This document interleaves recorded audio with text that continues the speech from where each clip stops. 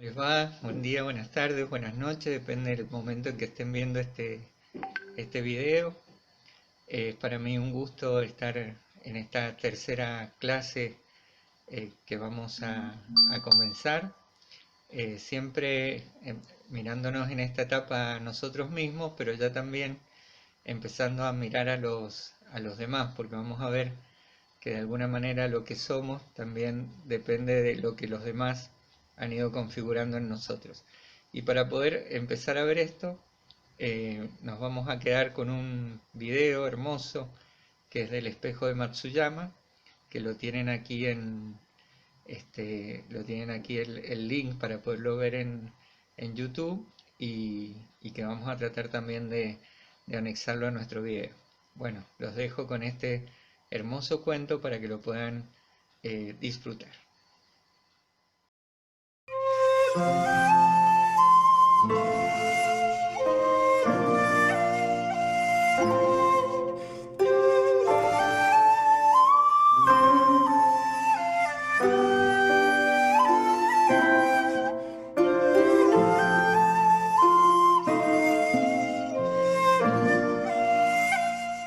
En Matsuyama, lugar remoto de la provincia japonesa de Echigo, vivía un matrimonio de jóvenes campesinos que tenían a su pequeña hija como centro y alegría de sus vidas.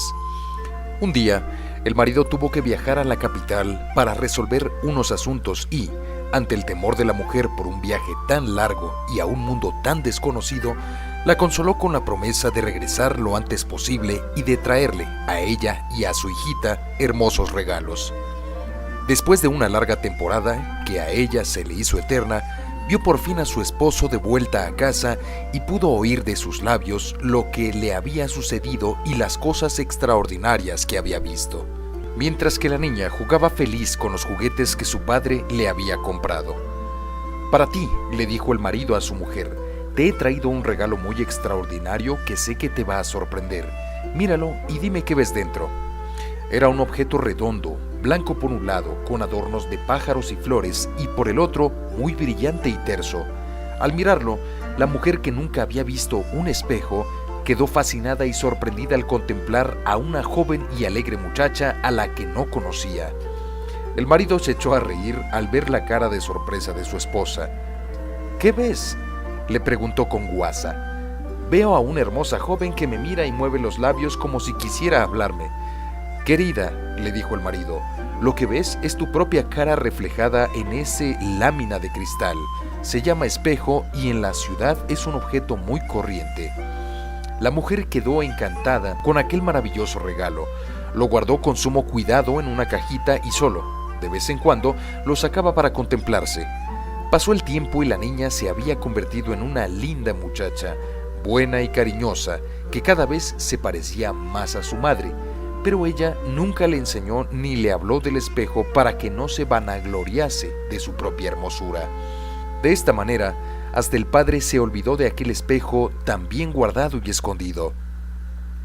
Un día, la madre enfermó y, a pesar de los cuidados de padre e hija, fue empeorando de tal manera que ella misma comprendió que la muerte se acercaba. Entonces, llamó a su hija, le pidió que le trajera la caja en donde guardaba el espejo y le dijo: «Hija mía, sé que pronto voy a morir, pero no te entristezcas.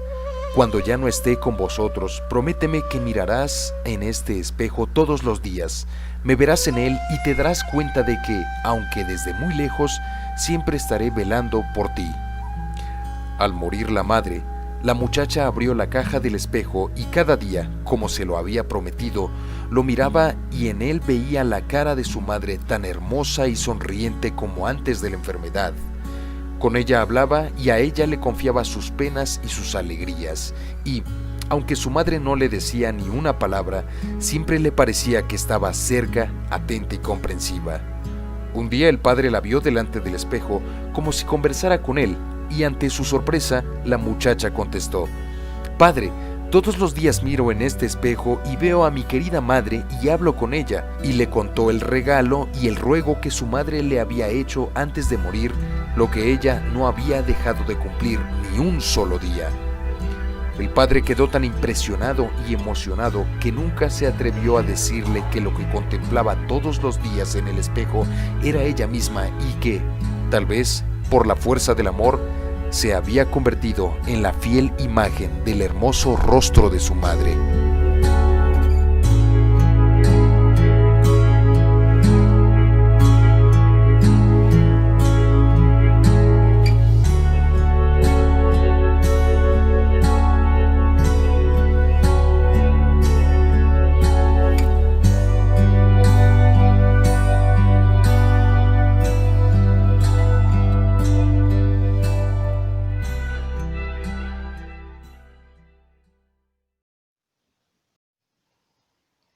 Bueno, escuchamos juntos el espejo de Matsuyama, esta historia tan hermosa. ¿Y por qué esto del espejo? Eh, Esto tiene algo muy especial y tiene que ver con la filosofía de algunos contemporáneos nuestros. Paul Ricoeur ha fallecido hace poco tiempo, y también está Emmanuel Levinas y otros filósofos contemporáneos a nosotros que han hecho pasar la identidad nuestra, la identidad de cada uno, por la implicancia que los demás han tenido en nosotros. Por eso, por ejemplo, un libro de Paul Ricoeur muy hermoso que habla de esto se llama "Sí mismo como otro".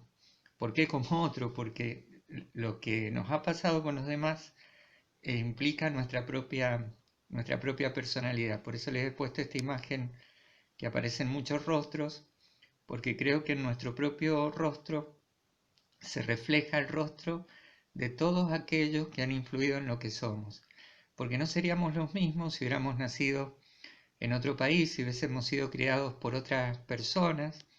Creo que ni siquiera físicamente seríamos tan idénticos a lo que somos hoy si hubiéramos vivido con otras personas, yendo a otra escuela, criados en otro barrio, teniendo otros tipos de amistades, etc. Es decir, los demás, de alguna manera, nos han configurado en lo que somos, tanto en lo que hemos aceptado de los demás como en lo que hemos rechazado de los otros, ¿no? Entonces, por eso, esta imagen del espejo que nos guía en este camino, en este capítulo, porque somos frutos de quienes nos han rodeado.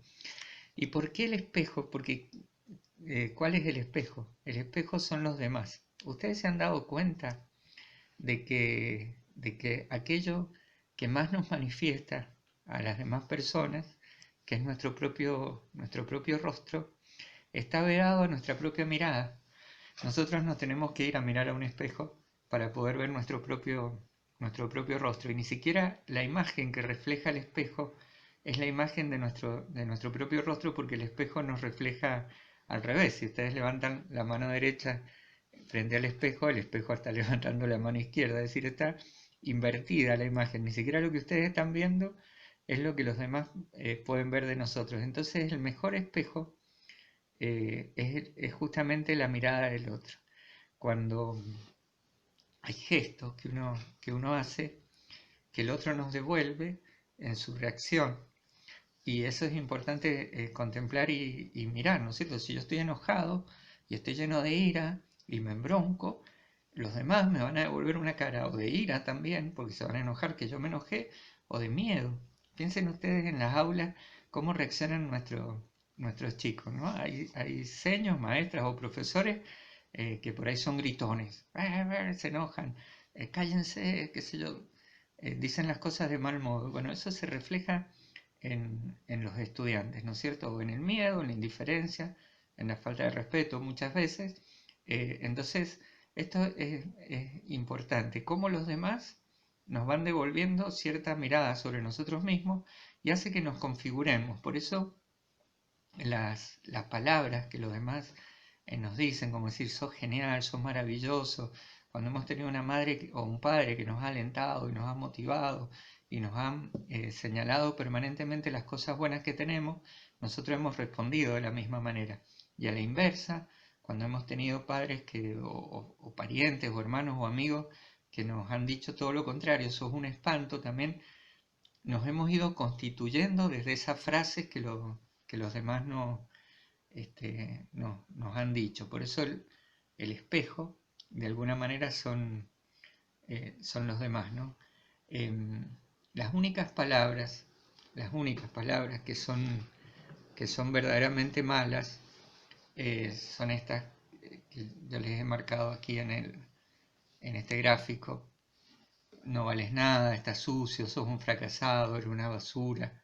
Eso nos hace daño, ¿no es cierto? Y al contrario, las buenas palabras son caricias que nos van construyendo. Los peores golpes son esas palabras que nos han dicho hirientes, que no se borran nunca. Desgraciadamente, un golpe, a veces un golpe físico, deja una marca o deja una huella que con el tiempo se borra.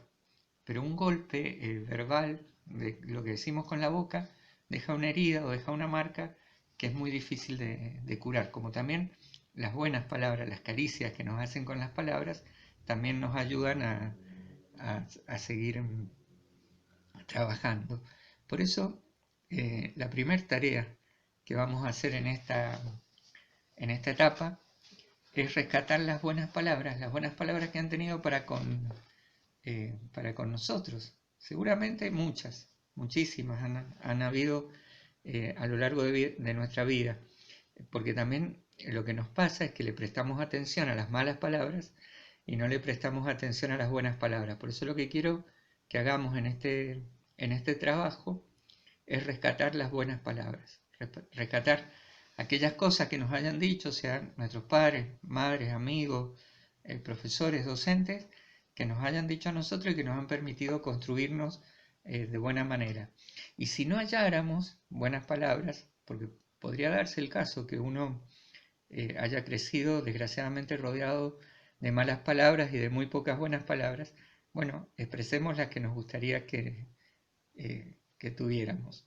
Y en este sentido les pido que hagamos una narrativa que nos describa, que describa nuestro yo interior, y en esto les pido que se reflejen como una melodía, y a veces hasta poder compartir una melodía entre nosotros. ¿Cuál es la melodía? No solo que más te gusta, sino que vos pensás que más te expresa. Piénsenlo. Nos suele gustar música y cantamos esa música y la tarareamos y la bailamos y nos resuena en nuestro interior. Bueno, ¿cuál de todas esas melodías que nos gustan nos expresan? Porque esa narrativa que hagamos a través de la música y esa narrativa que también hagamos a través de lo que digamos que somos, pero que la música nos puede ayudar o acompañar como una melodía de fondo, nos va a permitir expresarnos, y es una buena palabra que nos vamos a decir, es decir, nosotros mismos nos decimos una buena palabra a nosotros mismos. Esto es un trabajo importante. A veces no encontramos quien nos diga algo bello. Bueno, hace falta que uno mismo se diga cosas lindas y cosas bellas, porque valen verdaderamente la pena.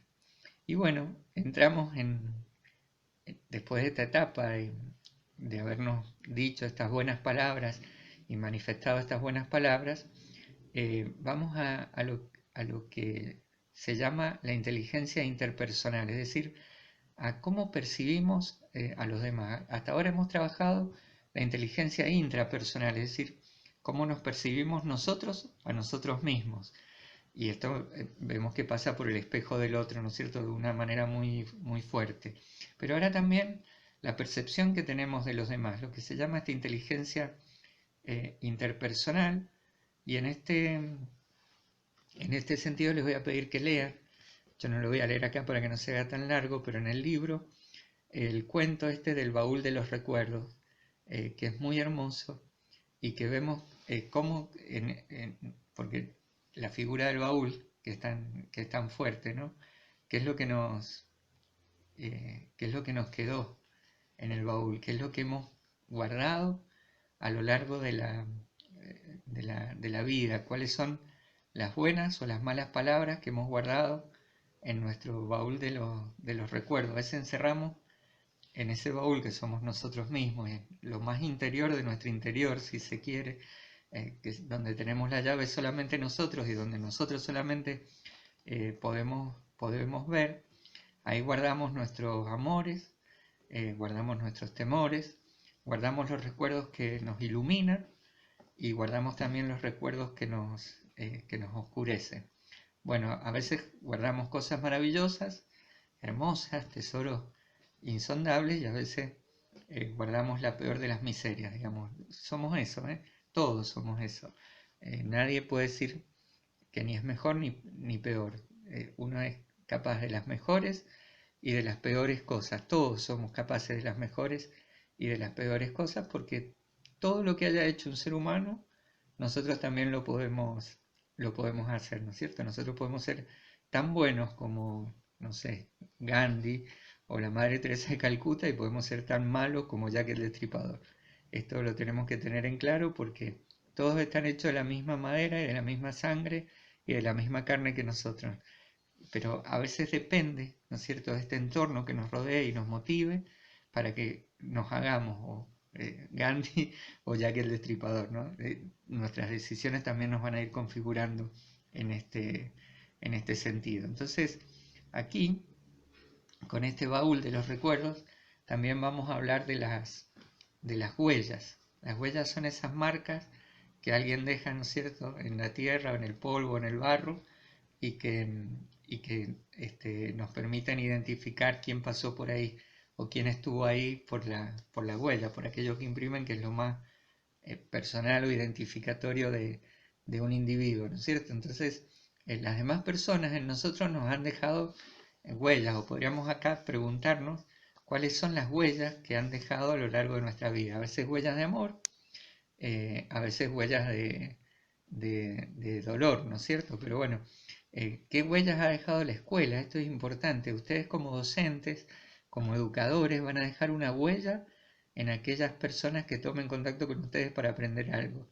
No solo van a dejar un conocimiento, sino van a dejar una huella, van a dejar una impronta en esa persona, que podrá ser una huella buena o podrá ser una huella de dolor, porque desgraciadamente, así como el amor deja huellas, el miedo también deja huellas. Es decir, tenemos las huellas del miedo o las huellas del temor y las huellas del amor. Y el miedo, fíjense que ya vamos a hablar con esto en otro de los capítulos, genera dos cosas en nuestro interior: nos paraliza y nos enfría, nos quita fuerzas, no podemos movernos. Eso lo trasladamos a nuestro cuerpo. A veces cuando estamos con miedo tenemos frío, esto lo vamos a trabajar.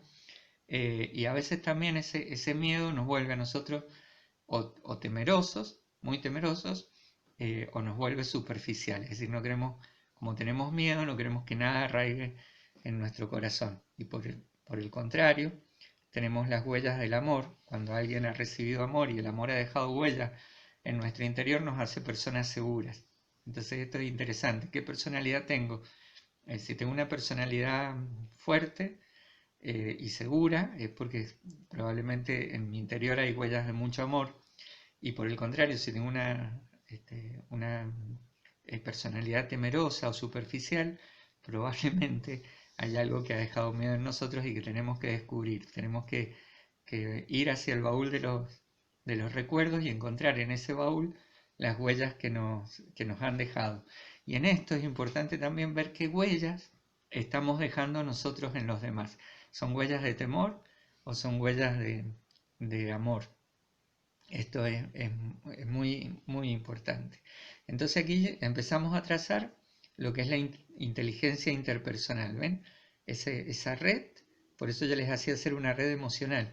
Esa red de personas que se aferran, no se aferran, se relacionan de alguna manera con nosotros y que producen lo que se llama la inteligencia social, que es la que nos permite intercambiar, relacionarnos, comunicarnos, organizarnos, empatizar. Acá tienen en el libro de Goleman la definición de esta receptividad social que tenemos, que genera nuestro ánimo y nuestra biología.